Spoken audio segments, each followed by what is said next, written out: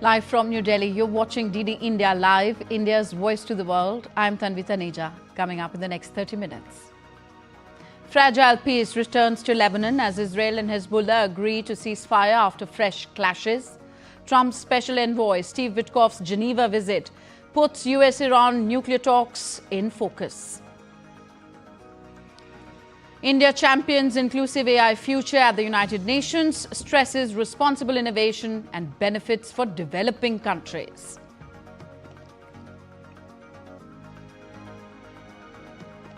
Prime Minister Narendra Modi to begin his two-day visit to West Bengal this afternoon to participate in Paschim Banga Divas, to also launch key development projects and lead the 12th International Day of Yoga celebrations in Kolkata tomorrow. And in FIFA World Cup, hosts United States of America seal knockout berth with a 2-0 win over Australia. Morocco stuns Scotland with FIFA World Cup's fastest goal.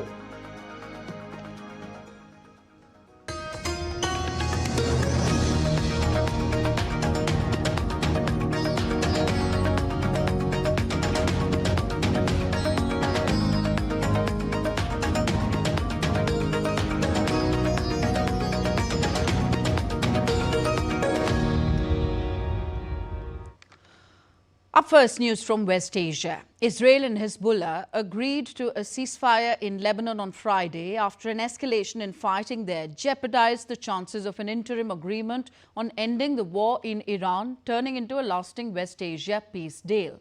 As per the latest reports, US President Donald Trump's special envoy Steve Witkoff is traveling to Switzerland for the first round of talks with Iran on a potential nuclear deal. The development comes a day after Vice President J.D. Vance cancelled plans to attend the talks, which were called off amid the renewed fighting in Lebanon. That escalation has raised fresh uncertainty over the fate of negotiations critical to reopening the Strait of Hormuz to global shipping. A senior U.S. official said that the negotiators for the U.S. and Qatari side had worked out the agreement with help from Iran. The conflict in Lebanon could weigh on negotiations because ending fighting there is a condition for the broader U.S.-Iran accord. A memorandum of understanding was signed this week by the Iranian and U.S. presidents. It left the discussion of Iran's nuclear program and other tough issues until later, giving the sides 60 days to reach a lasting agreement or extend the interim deal. Now, the broad interim deal requires the United States and Iran and their allies to declare an immediate and permanent termination of military operations on all fronts, including in Lebanon. Israel, left out of the talks, says it is not party to the deal.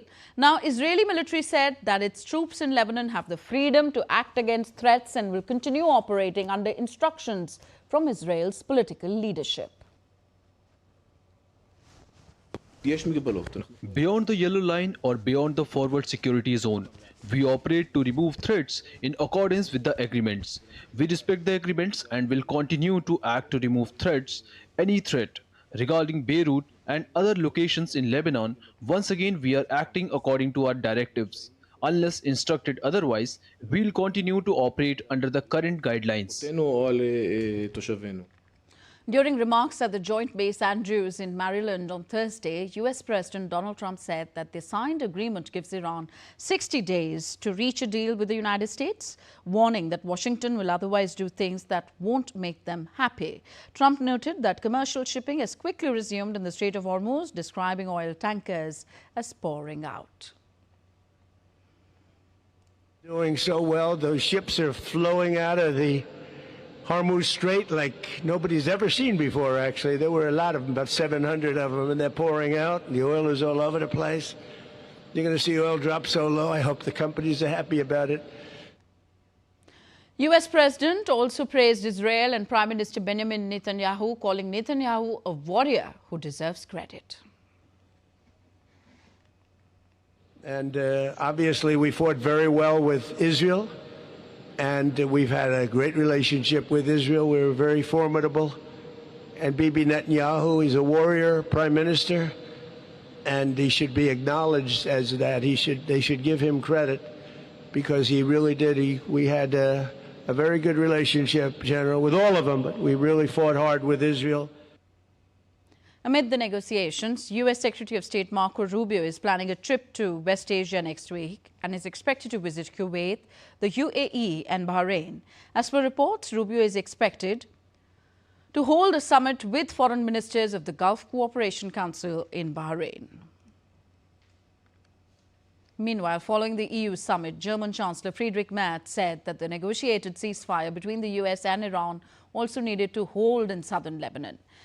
Merz said that he called upon the Israeli government to refrain from further escalation through settlement construction in the West Bank. He added that trade measures against Israel were discussed during the summit and that the German government rejected such proposals. We are in agreement regarding the assessment. It is now urgently necessary for the ceasefire negotiated between the US and Iran to hold in southern Lebanon as well. We call upon the Israeli government to refrain from further escalation through settlement construction in the West Bank. I have repeatedly made this clear in my conversations with Prime Minister Netanyahu. We also discussed trade measures against Israel. I rejected these proposals on behalf of the German government. And our next story is on the responsible use of AI. India has welcomed the opportunity to engage with the co-chairs of the Independent International Scientific Panel on Artificial Intelligence, emphasizing the importance of collaborative efforts to advance global AI governance and scientific cooperation.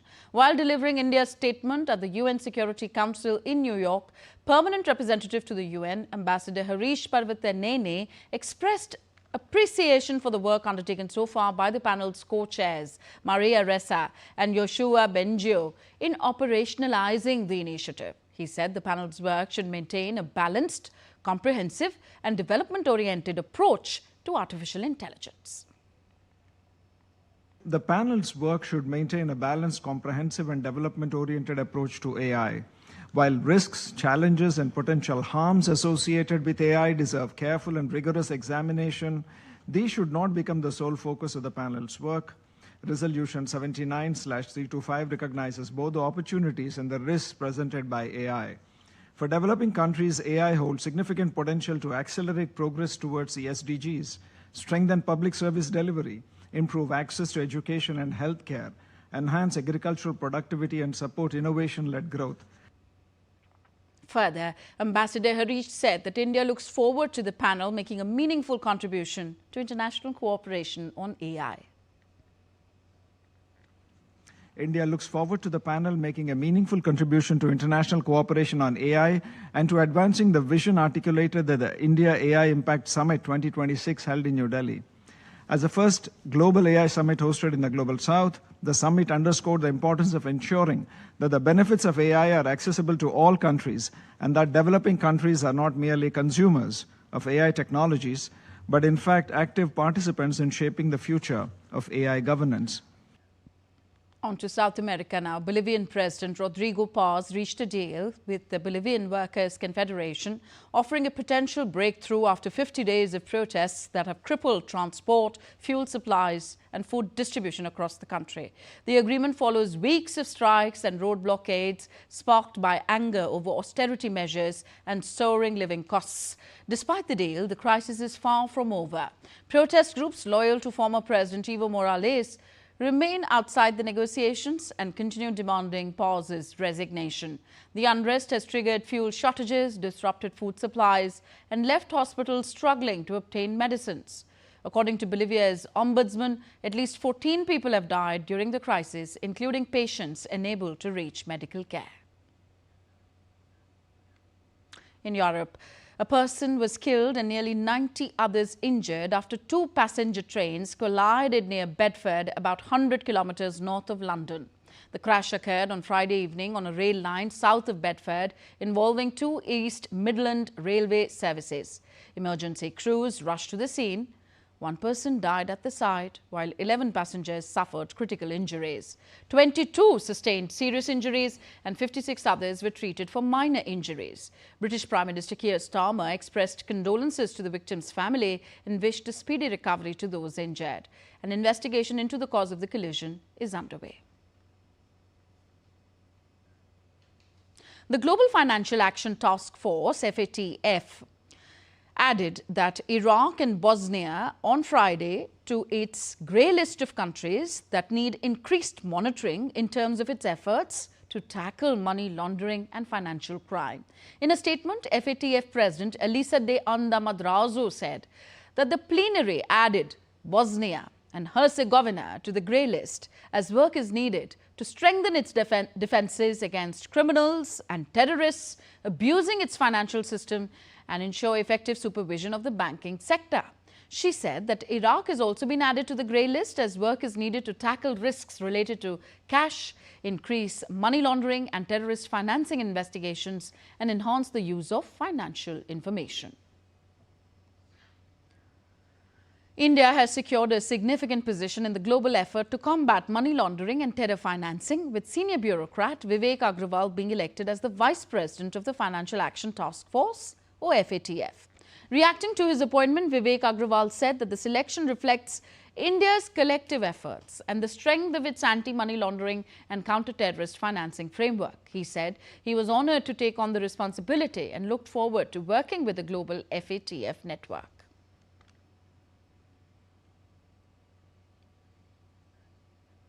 You're watching DD India Live, still to come on the show. Italian Prime Minister Giorgia Meloni says Trump totally invented the story that she begged him for a photograph at the G7 summit. And India secures contention for 6 medals at the 2026 World Boxing Cup with an impressive performance in the quarterfinals. All that and more on the other side.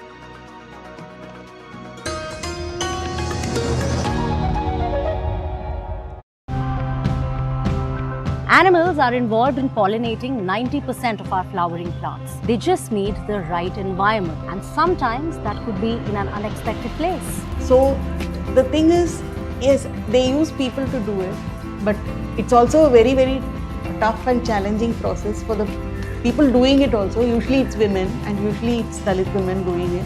It's actually a very big challenge. A modular building, well, you can take it apart like Lego blocks and put them on a truck and replace them on another location and reuse them again. It's more sustainable than in a traditional building. You can see it is a reliable cold storage with 24/7 supply, because in the daytime it runs with the solar energy, and during the night time it has a backup of thermal storage.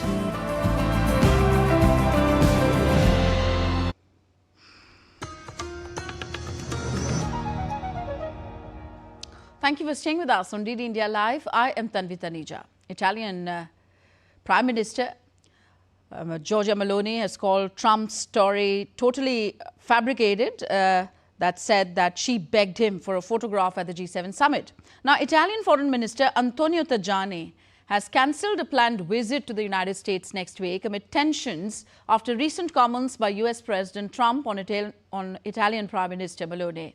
The dispute was triggered after US President Trump told an Italian television channel that the Italian Prime Minister had begged him for a photograph during the recent G7 summit. Italian Prime Minister Meloni strongly rejected the claim, expressing astonishment at the remarks and insisting that the US president totally invented this story. She also criticized Trump for acting far greater deference to the enemies of the West than he does towards old established allies. And next updates. On the 12th International Day of Yoga, falling on 21st of June, that's tomorrow.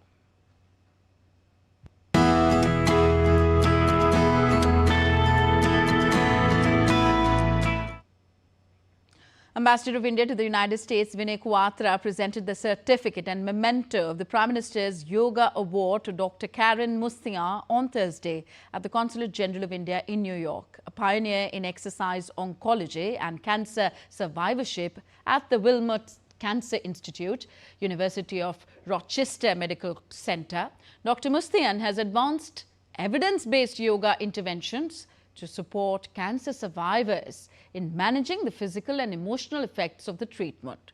In a post on X, Dr. Mustian spoke about the healing power of yoga and its role in promoting healthier and more balanced lives. Good afternoon. I am extremely honored today to receive the Prime Minister's Award for Yoga for my research. I'm incredibly honored. One of the things that is quite special when you think about yoga is how healing it can actually be and how much it can help people live a healthy life. And I'm really privileged and honored to be able to use yoga to help cancer patients and survivors in the United States and across the world live happy, healthy lives. Yoga, the ancient Indian gift to wellness, continues to unite millions across the world on the 12th International Day of Yoga in Assam. An International Yoga Awardee is inspiring people to embrace yoga for healthier, more graceful aging. Our correspondent Subina Roy takes us to an International Yoga Awardee in Assam who is helping many people age gracefully. Jagdish Bharali, a resident of Dibrugarh in Assam, is an International Yoga Awardee and has won many national, Asian and international yoga awards. Jagdish also has 8 yoga centers in Dibrugarh and does workshops in different parts of Assam like Guwahati, Nalbari on a timely basis. Actually, I am attached to yoga last 48 years. 47 to 48 years I am attached to yoga. And from 2015, I started my journey of competition. So at that time, in the district level, I won gold medal. And that is my first time. So after that, I achieved state championship in Tezpur. That was my first achievement in state level. And after that, I played in Northeast India in Karimganj. And after that, national in Sorobothar in Assam. So after that, I have played a lot in India and abroad. In Thailand, Vietnam, Bangladesh, Dubai, all these are international platforms I have played and win silver, gold and bronze. Jagdish Bharali says people in Assam have widely accepted yoga as part of their lives, which can be seen in the yoga sessions in different parts of the state. He says some yoga stretches and mindful eating can help a person remain fit and keep diseases at bay. Now everyone is concerned how to maintain health. Through yoga is a process through which a man can fit physically, mentally and spiritually. So that's why now accept everyone, not only in India. I have got lots of people who are involved with yoga. Yoga is an integral part of Indian culture. It is not just science, but it is a way of life that has been implemented by Indians from the ancient times. If we talk about the Northeast, yoga has gained prominence in Northeast as well. As over the years, we can see the numbers increasing. Today, in a chat with yoga expert Jagdish Bharali, we have seen how he has achieved many international accolades across the world through his yoga. This is how the power of yoga is growing, not just in India, right from the Northeast to the world. With TDK Dibrugarh team, Subina Roy, TT India. And today, Prime Minister Modi will attend the Paschim Banga Divas, that's West Bengal's Foundation Day celebrations at Tarakeshwar, where he will unveil a series of development projects for the state later this afternoon. As part of his 2-day visit to the state, Prime Minister Modi will launch and inaugurate projects spanning agriculture, railways, fisheries, animal husbandry and rural infrastructure. He will also inaugurate key railway projects, fisheries infrastructure, India's first regional semen production laboratory and goat semen bank at Horinghata in Nadia district, aimed at boosting connectivity and economic growth across the state.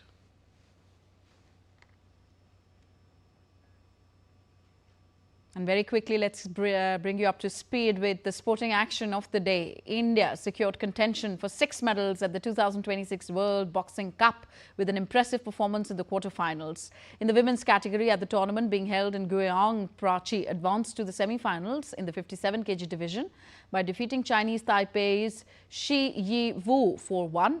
In the 51 kg category, Meenakshi beat Kazakhstan's Alua Balbibekova by unanimous 5-0 decision. Jyoti and Jugnu had already secured podium finishes for India by reaching the semi-finals here. In the men's competition, Deepak defeated an Azerbaijani boxer by a 5-0 decision in the 70 kg division to book his place in the semi-finals. In the 55 kg category, Nikhil also advanced to the semi-finals with a dominant 5-0 victory over Azerbaijan's Amin Mamadzada. With these results, India has guaranteed itself at least 6 medals at the tournament. And next updates from the FIFA World Cup. Brazil bounced back in style with a comfortable 3-0 win over Haiti in Philadelphia. The victory took Carlo Ancelotti's side to the top of Group C and confirmed Haiti as the first team to be eliminated from the tournament.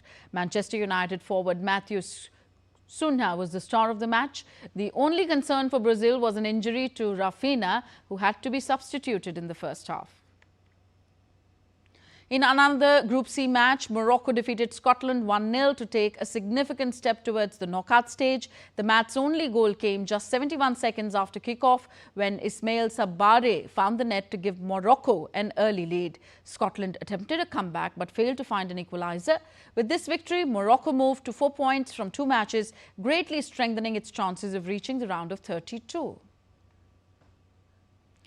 And DD India's Narayan Singh is joining us on the FIFA World Cup story of this year. Narayan, can you bring us up to speed on the key matches and storylines emerging from the tournament? Which teams have been the standout performers so far? Tanu, if you take a look, it's the expanded World Cup. 48 teams are taking part in the World Cup this time around. Previously, it was of 32 teams, but as you mentioned, great stories are coming up. The fairy tale stories are coming up, talking about the important match we saw Brazil back to the winning ways after just they were held to a draw by Morocco in the opening match. They defeated Haiti by a margin of 3-0. Good performance by the Brazilian team, and because the way Cunha scored the 2 goals, then Vinicius Junior, who plays for Real Madrid, scoring a goal. A good, we can say that match for the Brazil, but they are too far from their previous best. We know they are the 5-time world champions, and right now we can say that still we are not seeing the Brazil they used to play the kind of football. If you take a look, there is a big difference between the ranking of the Haiti and the Brazil.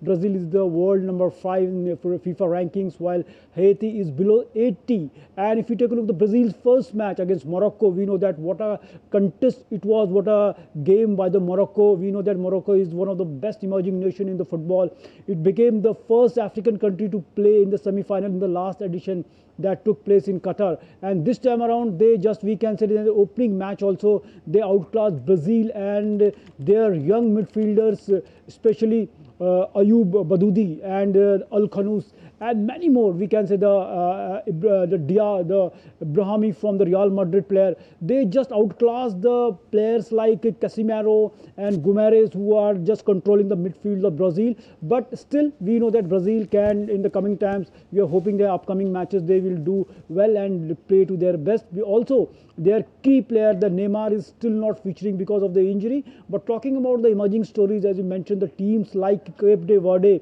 just holding the rank to Spain, one of the favorites of the team. In the previous match, they drew in a goalless draw against the Spain, and their goalkeeper, the 40-year goalkeeper Vazino, we know that what a story he has. He was raised by his grandparents, and we know that his mother was not able to attend his World Cup match against Spain because his mother was denied the visa for the USA, and finally the authorities took cognizance of it, and now she will be able to just see the performance of her son in the next match. So great stories. Portugal was held to a draw by Congo, and the teams like Spain are just held by the teams like Cape de Verde, one of the smallest nation in terms of population and size in the country. It shows that the fairy tale stories are coming up. It remains to be seen as the tournament will progress. Yes, and Iran and New Zealand also, they're holding to each other. Yes, great stories emerging. It's 20th of June today, and in just 1 month from now, on 20th July, we'll have the next FIFA champion. Thank you very much, Narayan Singh, for joining us on DD India Live. That's all for this edition of DD India Live. Do let us know your thoughts on the news of the day. Connect with us on our different social media handles at DD India Live, and you can also download our DD India mobile app for quick news and updates on the go. We'll be back with more news as it breaks here on DD India. I'm Tanvi Taneja from all of us here in New Delhi. Thank you for watching. Namaskar.